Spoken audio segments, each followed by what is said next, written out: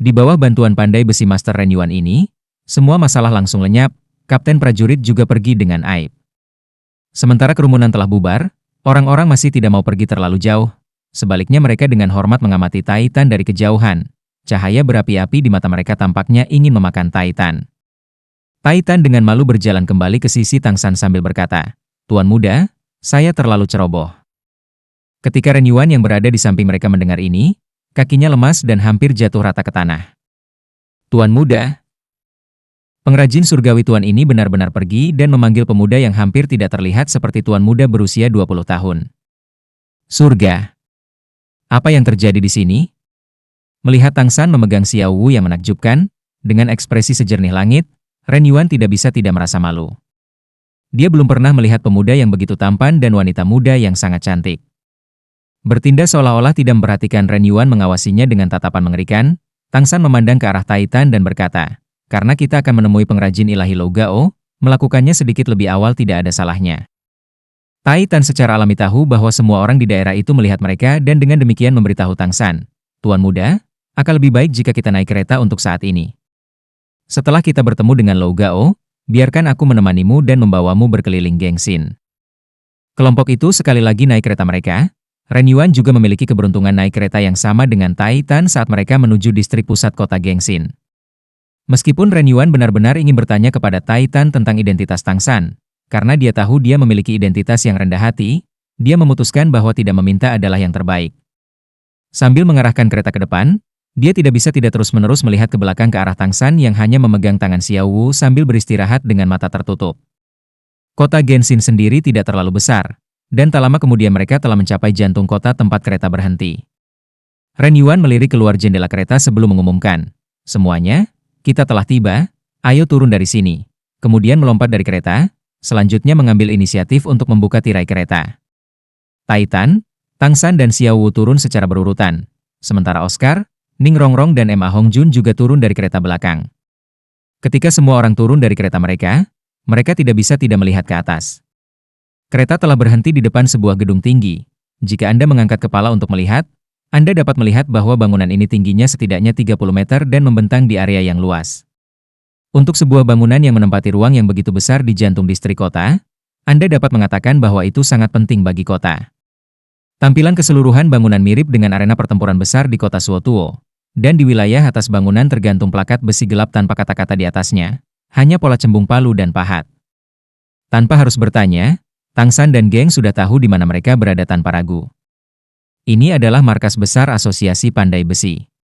Bangunan besar ini terlihat agak kasar, hampir tidak ada dekorasi di atasnya, bahkan tidak ada satupun penjaga yang berdiri di gerbang. Tetapi jumlah orang yang masuk dan keluar adalah aliran tanpa akhir, dengan 3 pintu besar terbuka, dan Anda dapat dengan mudah melihat kerumunan yang ramai di dalam. Titan memperkenalkan tempat itu kepada mereka. Tempat ini dibagi menjadi 5 tingkat yang berbeda. Yang pertama adalah tempat mereka melakukan perdagangan umum. Smiths bangga dengan pekerjaan mereka atau orang-orang yang menemukan atau mencari beberapa logam akan datang ke sini. Dan tentu saja ada pedagang khusus yang memperdagangkan berbagai logam juga.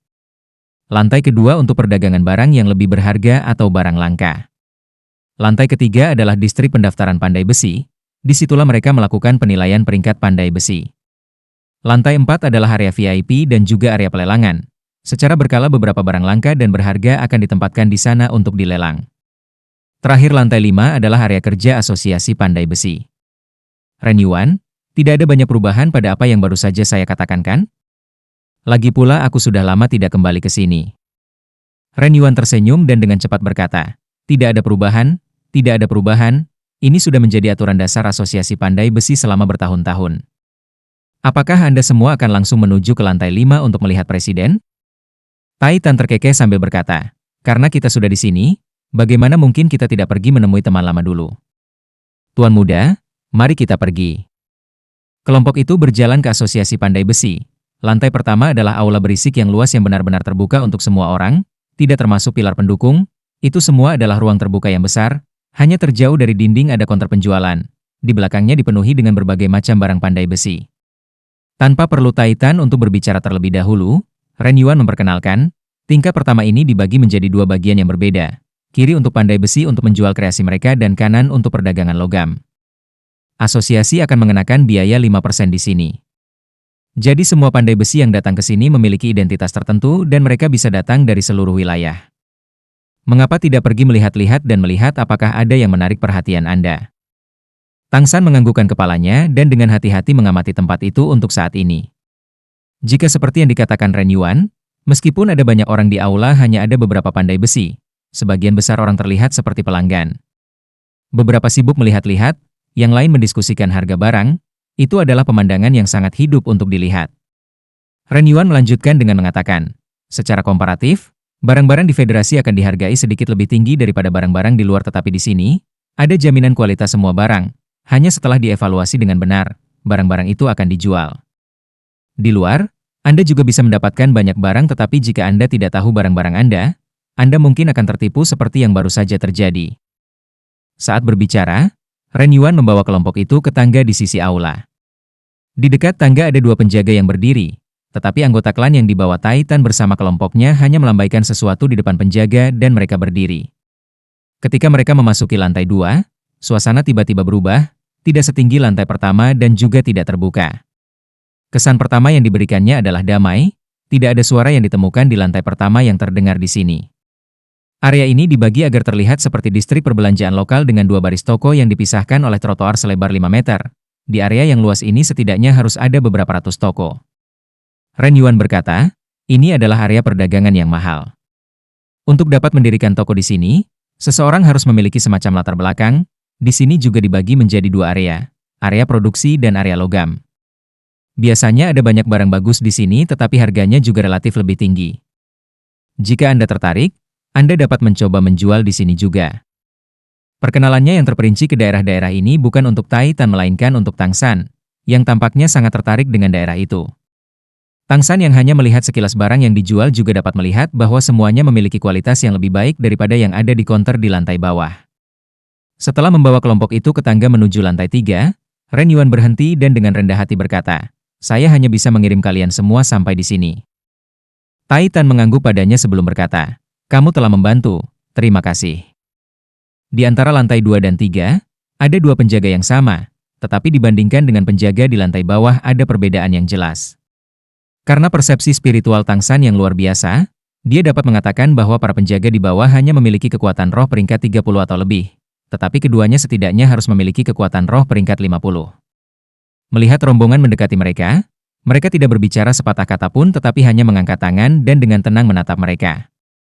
Dua anggota klan yang dibawa Titan buru-buru berjalan ke depan, dan kali ini Tang San akhirnya melihat dengan jelas bahwa mereka mengeluarkan token emas. Melambaikannya di depan para penjaga itu. Ekspresi kedua penjaga itu segera berubah dan mereka buru-buru menyingkir. Sikap mereka sangat hormat. Titan juga sengaja mundur setengah langkah di belakang Tang San dan Xiao Wu sebelum berkata, Tuan muda, tolong. Area di lantai 3 dan 4 tersembunyi di balik pintu besar sehingga mustahil untuk dilihat tanpa masuk ke area masing-masing. Di antara lantai ini juga ada dua penjaga yang berdiri di dekat tangga. Tang San dikejutkan oleh para penjaga di antara lantai ini. Mereka sendiri sudah cukup untuk menjadi ancaman bagi kelompok itu. Meskipun mereka belum melepaskan kekuatan roh mereka, Tang San dapat merasakan bahwa mereka dengan mudah melampaui peringkat 70, para Santoroh. Benar-benar layak menjadi markas asosiasi pandai besi, bahwa mereka dapat menggunakan kekuatan tingkat Santoroh sebagai penjaga menunjukkan betapa mereka menghargai lantai 4. Setelah melihat Titan, para penjaga tertegun sejenak sebelum di sebelah kiri berkata, lama tidak bertemu. Wakil Ketua Titan, apa yang membawamu ke sini hari ini? Titan menjawab sambil tertawa. Haha, memang sudah lama sekali, aku melihat kalian berdua masih di sini menjaga tangga Logao. Tuan muda, izinkan saya memperkenalkan mereka kepada Anda. Keduanya adalah orang suci roh dan juga penatua di Asosiasi Pandai Besi. Mereka telah secara sukarela tinggal di sini selama bertahun-tahun. Omong-omong, keterampilan mereka sendiri hanya yang kedua setelah pengrajin ilahi. Keduanya pandai besi tingkat sarjana. Satu-satunya alasan mereka bersedia berjaga di sini adalah karena mereka adalah murid Logao. Total Logao memiliki 4 murid yang bergantian berjaga di sini. Yang di sebelah kiri disebut Silong, sedangkan yang di sebelah kanan disebut Siyu. Anak yang mencoba mencari masalah dengan kami sebelumnya adalah anak dari salah satu dari dua murid lainnya, Sidi. Tang San mengangguk kedua penjaga Silong dan Siyu. Yang mengejutkan mereka adalah kenyataan bahwa Titan memanggil Tuan Muda Tang San. Silong buru-buru berkata, Paman Titan, biarkan aku membawa kalian semua ke atas dulu. Guru saat ini di bengkel. Baru-baru ini dia tampaknya telah mengambil sesuatu dari Tuhan yang tahu di mana dan telah menghabiskan sebagian besar waktunya untuk menelitinya. Jika itu orang lain, dia mungkin tidak akan mau bertemu dengan mereka. Titan tertawa. Baiklah, saya ingin melihat apa yang sedang dia teliti. Antara lantai 4 dan 5 tidak ada penjaga, hanya sebuah pintu besar yang Tang San tidak bisa mengenali terbuat dari apa.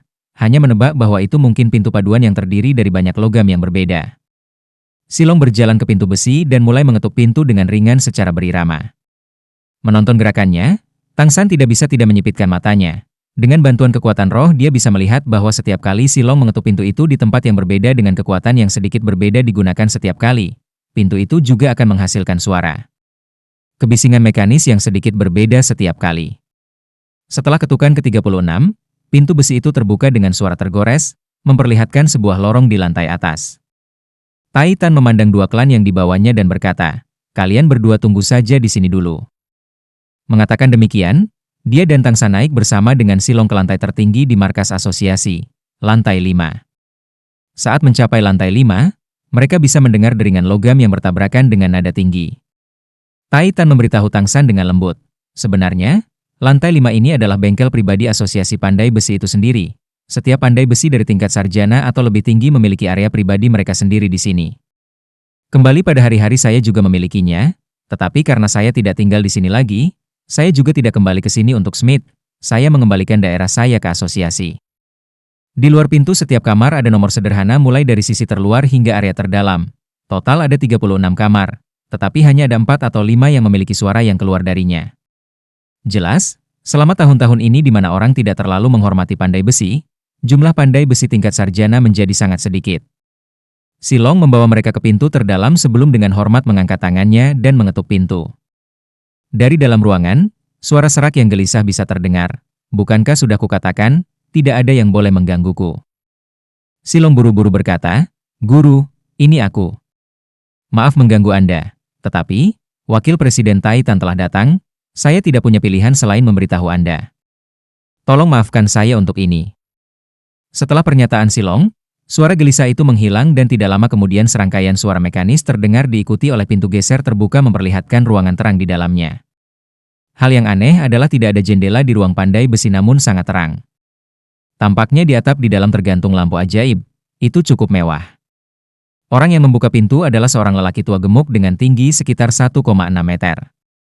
Dari kelihatannya lingkar pinggangnya mungkin juga mencapai 1,6 meter, telinga yang menonjol, mata kecil dan janggut yang tidak terawat, orang hanya bisa menebak sudah berapa hari sejak terakhir kali dia mandi.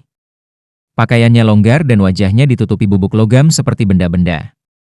"Titan, kamu yang lama masih hidup?" adalah kata-kata pertama yang diucapkan pria tua gemuk ini ketika pintu terbuka. Titan menjawab, "Haha, Lou Gao, jika seorang gendut sepertimu yang lebih tua dariku masih hidup, bagaimana mungkin aku mati?" Benar saja, lelaki tua gemuk ini pastilah presiden asosiasi pandai besi. Pengrajin ilahi Lou Gao. Sejujurnya, dari penampilannya dia tidak terlihat seperti seorang perajin dewa, melainkan lebih seperti seorang lelaki tua gemuk yang menyenangkan. "Yah, baguslah kamu ada di sini hari ini. Cepat masuk, aku punya sesuatu yang bagus untuk ditunjukkan padamu. Saya telah mencoba mencari tahu ini selama beberapa hari, orang yang membuat ini pasti seorang jenius." Saat berbicara, dia bahkan tidak memperhatikan orang-orang di belakang Titan, dan segera menyeretnya dengan lengan bajunya. Titan sedikit terkejut, dan buru-buru mengikutinya. Dia adalah seorang patriark keluarga, berdiri setinggi lebih dari 2 meter dengan tubuh yang sangat kuat namun begitu mudah ditarik oleh pria berusia 1,6 meter ini, dengan lingkar pinggang yang sangat besar, untuk melihat sesuatu yang aneh. 5 iblis rek yang datang mengikuti Titan ke dalam ruangan besar. Silong tidak masuk, diam-diam mundur. Dia masih memiliki posnya sendiri untuk disimpan. Bagian dalam ruangan itu benar-benar berantakan meskipun luasnya lebih dari 500 meter persegi, dengan segala macam logam di mana-mana. Di sudut, tungku hitam berkilau yang membuatnya merinding menarik perhatian Tang San. Menggunakan mata iblis ungu untuk melihatnya, Tang San tiba-tiba tersentak. Tampaknya tungku itu terbuat dari besi yang dalam. Lebih jauh lagi itu bukan hanya besi yang dalam, tetapi beberapa logam lain yang membentuk paduan khusus. Di depan seluruh ruangan adalah platform melingkar. Platform ini tampak seperti pilar logam besar. Hanya setinggi 1 meter namun terlihat sangat kokoh, 5 iblis rek yang hadir. Selain Xiao Wu, Diam-diam berpikir bahwa benda itu tidak mungkin solid. Lou Gao membawa Titan ke panggung melingkar. Tubuh mereka menghalangi pandangan Shrek 5 hanya membiarkan mereka mendengar Lou Gao dengan penuh kemenangan berkata kepada Titan, "Biarkan aku menunjukkan ini padamu. Belum pernah melihatnya kan? Ini adalah sesuatu yang saya menghabiskan banyak uang untuk mendapatkan. Dengan ini, mungkin status pandai besi kita bisa kembali. Tetapi ketika saya mencoba untuk membongkarnya, saya tidak sengaja mematahkan bagiannya dan sekarang tidak dapat digunakan lagi dengan benar. Saya hanya berpikir bagaimana saya bisa memperbaiki hal ini. Sungguh menyakitkan, orang yang membuat ini benar-benar jenius. Kalau tidak salah, alasan saya merusaknya adalah karena ada pelindung di dalamnya. Ketika saya mencoba membongkarnya, itu rusak dengan sendirinya." Titan, benda ini sangat luar biasa sampai kamu kehilangan kata-kata?" Sambil mendengarkan kata-kata Lou Gao, 5 setan Shrek juga berputar-putar untuk melihat apa yang Lou Gao pamerkan. Saling memandang, mereka menyadari mengapa Titan tidak berbicara dan hanya memiliki ekspresi aneh di wajahnya. Di tangan Lou Gao ada kotak hitam sepanjang 1 chi dengan desain yang terlihat sederhana. Orang lain mungkin tidak tahu apa ini, tapi bagaimana mungkin 7 iblis Shrek tidak tahu? Tang San, bagaimanapun, adalah pembuatnya. Itu benar, benda di tangan Lou Gao adalah panah Dewa Zhuge. Tang San tidak bisa tidak bertanya, "Senior Lou Gao, dari mana Anda mendapatkan panah Dewa Zhuge ini?" Dia ingat dengan jelas untuk tidak memberikan panah otomatis ini kepada orang luar. Jadi bagaimana bisa itu berakhir di tangan Lou Gao? Di dunia ini seharusnya hanya ada satu orang yang bisa membuat barang ini. Lou Gao melirik Tang San dan berkata, "Siapa bocah ini? Tidakkah kamu tahu bahwa anak-anak tidak boleh menyela ketika orang dewasa berbicara?" Tunggu, apa yang kamu katakan? Kamu tahu benda apa ini?" Tang San tersenyum dan berkata, "Jenius yang membuatmu berbicara. Aku takut itu aku. Jadi tentu saja aku mengenali hal itu." Lou Gao mengangkat kepalanya untuk melihat Titan, yang memiliki senyum tipis di kepalanya dan mengangguk pada Lou Gao. "Itu keren." Lou Gao berteriak keras mengejutkan semua orang, terutama Xiao Wu yang langsung melompat ke pelukan Tang San. Pengrajin ilahi yang gemuk ini juga bergegas menuju Tang San. Tang San dengan cepat menggunakan Ghost Shadow Perplexing Track-nya untuk membawa dirinya dan Xiao Wu mundur beberapa langkah. "Senior Lou Gao, apa yang kamu coba lakukan?" Lou Gao yang gagal menerkam Tang San juga membeku sesaat. "Bocah, kenapa kamu mencoba bersembunyi? Cepat, cepat dan beritahu saya bagaimana Anda membuat benda ini, dan bagaimana mengembalikannya. Juga bagaimana Anda mengembangkannya. Jika Anda membantu saya menjawab pertanyaan-pertanyaan ini, saya akan langsung mempromosikan Anda menjadi pandai besi kelas sarjana." Tang San dengan lembut membelai punggung Xiao Wu untuk menghiburnya yang ketakutan. Ning Rongrong juga tepat waktu datang dan mengambil Xiao Wu dari Tang San. Tang San berjalan ke panggung silinder dan melihat panah Dewa Zhuge sebelum dia tiba-tiba mengerutkan alisnya. "Rongrong, ini adalah panah Dewa Zhuge yang saya jual ke sekolah Ubin 7 Harta Karun. Bagaimana bisa keluar dari klan?" Lou Gao terkejut dan berkata, "Sekolah Ubin berlapis 7 Harta Karun, saya membeli ini dari Spirit Hall, masih ada beberapa lagi di sana. Jika bukan karena ketenaran saya, mereka bahkan tidak akan menjualnya kepada saya. Jika saya tidak salah, mereka juga mempelajari hal ini." Mendengar apa yang dikatakan Lou Gao, Tang San mengerti. Sudah pasti bahwa panah di depannya dibuat untuk sekolah Ubin 7 Harta Karun. Tetapi setelah serangan Aula Roh di klan, mereka menggunakan panah pada anggota Aula Roh dengan sangat efektif. Jadi setelah mereka membunuh banyak 7 Harta Karun mengkilap. Anggota Tile School, wajar jika mereka mendapatkan beberapa busur silang ini. Lagi pula, di antara semua senjata yang dibuat untuk sekolah Ubin 7 Harta Karun, hanya panah Dewa Zhuge yang tidak dilengkapi di tubuh mereka dan paling mudah diperoleh musuh. Jadi ini tidak mengherankan. Adapun alasan Lou Gao merusak panah saat mencoba untuk membongkar itu bukan karena keahliannya lebih rendah dari Titan, melainkan karena semua busur Dewa Zhuge yang dia buat untuk orang lain memiliki mekanisme tersembunyi tambahan untuk menghancurkan diri sendiri. Menghindari orang lain untuk dapat memproduksinya juga. Ketika seseorang mencoba membuka busur silang ini, mekanismenya akan bersentuhan dengan mesin bagian dalam dan merusak komponen kunci yang mencegah orang lain mempelajari cara kerjanya. Panah yang awalnya dia tunjukkan kepada Titan tidak memiliki mekanisme ini untuk mencegah gangguan seperti untuk penggunaan pribadinya sendiri dan membuatnya tanpa perangkat jauh lebih mudah dan lebih murah. Melihat Tang San tidak mengatakan sepatah kata pun melainkan hanya melihat panah Dewa Zhuge di tangannya, dia tidak bisa menahan perasaan cemas. Lagi pula, mengenai hal-hal tentang pandai besi, dia bahkan lebih bersemangat daripada Titan. Jadi dia tidak bisa tidak bertanya, "Bagaimana kamu membuat ini? Lebih baik kau katakan padaku." Tang San kembali dari pikirannya dan berkata, benda ini pasti dibuat oleh saya. Awalnya dibuat untuk sekolah ubin 7 harta karun. Seperti mengapa itu berakhir di tangan Spirit Hall, itu pasti terkait dengan serangan oleh Spirit Hall. Lou Gao dengan tidak sabar mendesak, saya tidak peduli siapa yang berhubungan dengan siapa atau apa. Saya hanya ingin tahu mengapa benda ini rusak. Wah, apakah Anda melakukan sesuatu untuk merusaknya?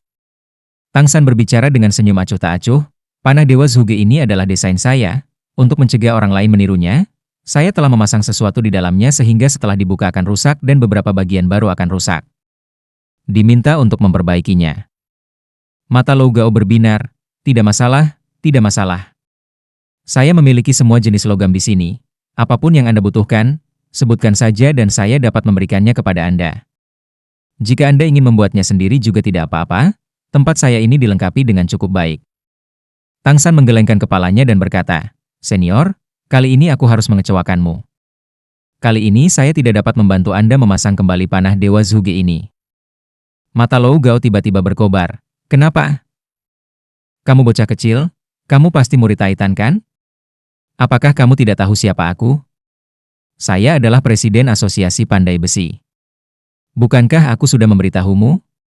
Jika Anda hanya membantu saya memperbaiki ini, saya akan memberikan gelar Smith kelas sarjana kepada Anda tanpa tes lain. Tang San tersenyum berkata, Senior, apa gunanya gelar sarjana pandai besi bagiku? Anda adalah seorang perajin surgawi. Jika saya memperbaiki ini di depan Anda maka tidakkah Anda dapat melihat mekanisme rahasia di dalam objek ini? Ini adalah rahasia untuk sekte Tang saya. Seseorang yang bukan dari sekte Tang tidak boleh mengetahuinya. Bahkan di antara murid-murid sekte Tang, hanya beberapa anggota inti yang diizinkan untuk mengetahui proses produksi tertentu. Jika itu dibiarkan, di masa depan kita anggota sekte Tang akan kehilangan rahasia kita dan menjadi usang. Sekte Tang? Apa itu sekte Tang? Anda adalah anak kecil yang sangat arogan. Titan, bukankah seharusnya kamu mendisiplinkan orang-orangmu dengan lebih baik? Lou Gao sangat ingin mengetahui cara kerja panah otomatis dan mau tidak mau melirik Titan. Titan tanpa daya merentangkan tangannya dan berkata, saya juga tidak tahu. Orang di depan Anda bukan murid saya, melainkan dia adalah pemimpin sekte-sekte Tang kami. Saya sudah menjadi bagian dari sekte Tang, dan salah satu tetua pada saat itu. Anda yang mencoba mencuri rahasia sekte Tang kami. Jika pemimpin sekte tidak ingin membuat masalah dengan Anda seharusnya sudah bahagia. Bagaimana Anda bisa mengharapkan kami memberitahu Anda bagaimana panah Zhuge yang salah ini dibuat? Lou Gao berkedip dan berkata, Titan, mengapa kamu bergabung dengan beberapa sekte Tang acak? Bahkan jika keluarga Anda telah menolak dan Anda bukan lagi seorang patriark, Anda selalu dapat kembali ke sini ke Asosiasi Pandai Besi. Titan, mengapa Anda tidak memberitahu kami seberapa baik kakak laki-laki di sini memperlakukan Anda di masa lalu?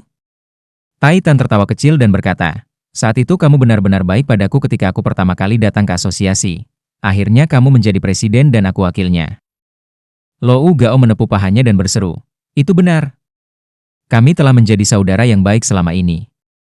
Sekarang kakak laki-laki itu memiliki beberapa masalah. Bagaimana kamu tidak bisa membantu? Cepat dan beritahu saya bagaimana ini dibuat. Anda juga seorang pandai besi, Anda harus bisa mengatakan betapa pentingnya ini. Jika kita bisa membangunnya, maka Spirit Hall juga akan datang membawa kita bisnis juga. Titan menghela nafas dan berkata, kakak, tentu saja aku tahu betapa pentingnya ini. Tapi karena itu, lebih lagi saya tidak bisa memberitahu Anda. Saya tidak bisa melawan peraturan klan ini. Sebenarnya jika itu kamu, bukan aku, kamu juga pasti akan bergabung dengan sekte Tang. Panah Dewa Zhuge ini bagus tapi, di sekte Tang kami, itu hanya senjata tersembunyi biasa. Ya, hal-hal inilah yang kami sebut senjata tersembunyi. Saya juga tertarik karenanya, itulah sebabnya saya bergabung dengan sekte Tang. Kepada non-murid, kami tidak dapat mengungkapkan rahasianya. Mendengar kata-kata Titan, Lou Gao mengatakan sesuatu yang mengejutkan semua orang. Kalau begitu ini sederhana. Biarkan saya bergabung dengan sekte Tang ini. Mengingat keahlianku dalam menempa, bergabung dengan murid inti seharusnya tidak menjadi masalah. Jadi cepatlah dan katakan padaku.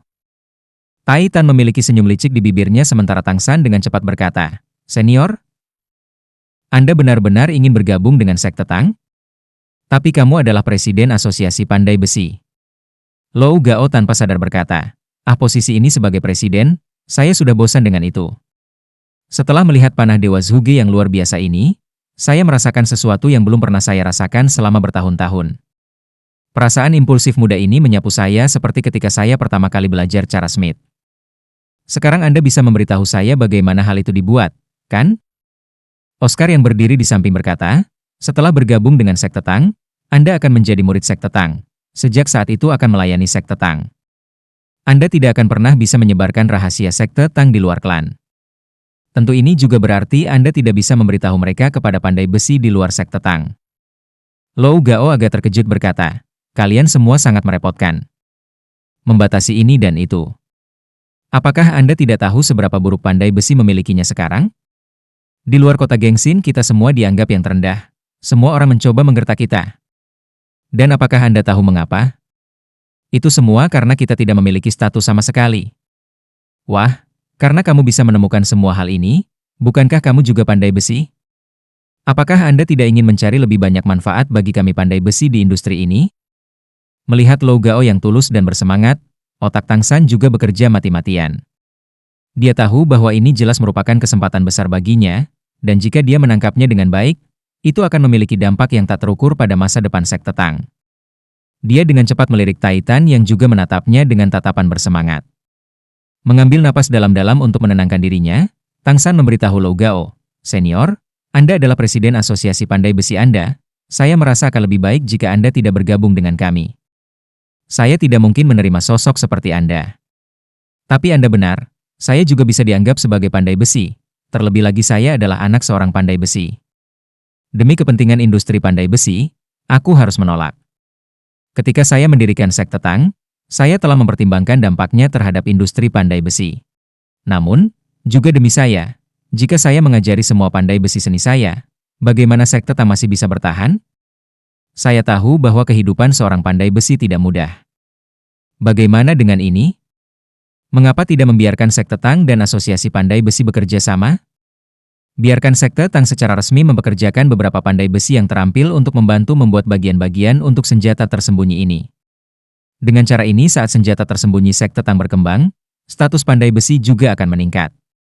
Di masa depan saya juga dapat memberikan beberapa metode untuk membuat senjata tersembunyi yang relatif lebih sederhana yang dapat digunakan dan dibuat oleh asosiasi pandai besi. Tentu saja ini tidak termasuk Godly Zhuge Crossbow yang Anda miliki saat ini. Senjata tersembunyi yang besar dan kuat seperti itu perlu dikontrol dengan hati-hati oleh klan Tang kami. Mendengarkan kata-kata Tang San, Lou Gao mengerutkan kening dan matanya berangsur-angsur menjadi tenang juga. Wah, apakah Anda pemimpin atau Anda sebenarnya seorang pengusaha? Jadi tidak peduli apa, Anda tidak mau menyerahkan proses pembuatan panah Dewa Zhuge ini kepada saya?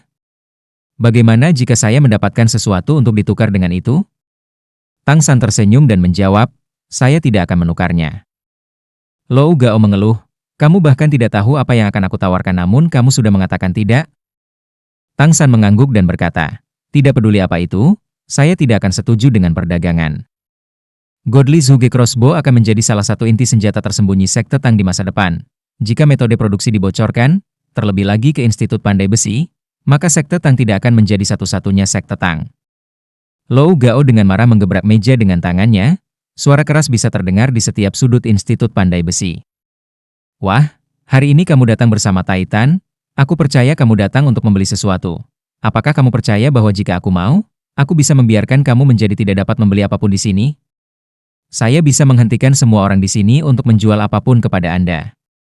Tang San dengan serius mengangguk dan berkata, saya percaya senior pasti bisa melakukannya, tetapi ini tidak cukup untuk mengancam saya. Bukannya hanya kota Gengsin yang memiliki berbagai logam yang saya butuhkan. Kami telah datang dari Heaven Do Empire dan telah menempuh perjalanan jauh dan kami masih akan terus melangkah lebih jauh. Juga bukan berarti kami akan mendapatkan semua sumber daya kami dari kota Gengsin secara eksklusif di masa depan. Melihat pemuda berusia 20 tahun atau dijual ini tidak mau menyerah sama sekali, Lou Gao juga tidak punya cara lain. Dia berjalan ke pintu, membuka gerbang dan berteriak, Silong, ke sini. Dalam beberapa napas, Silong dengan cepat bergegas ke Lou Gao dengan hormat bertanya, Guru, apakah Anda memanggil saya? Lou Gao mendengus dan berkata, mulai hari ini, kamu adalah presiden baru asosiasi pandai besi. Saya sudah lelah, saya akan bepergian mulai sekarang. Jika sesuatu terjadi di masa depan jangan datang dan temukan saya lagi. Tentu saja, Anda tidak boleh mencoba dan mengejar saya juga. Ah, Guru kamu pasti bercanda kan? Kata Silong, tercengang oleh kata-kata Lou Gao yang tiba-tiba. Apa aku terlihat sedang bercanda? Aku akan meninggalkan pekerjaanku di sini untuk kalian berempat. Lain kali ketika saya tidak lagi di Asosiasi Pandai Besi, Anda semua harus bekerja sama untuk menjalankan asosiasi ini. Lagi pula saya sudah tua, sudah waktunya saya pensiun juga. Jika seandainya sesuatu yang sangat besar terjadi yang tidak dapat Anda tangani, maka kirim seseorang untuk pergi mencari Taitan di Kekaisaran Surga Dou. Bagaimanapun juga dia adalah wakil presiden dan pengrajin surgawi.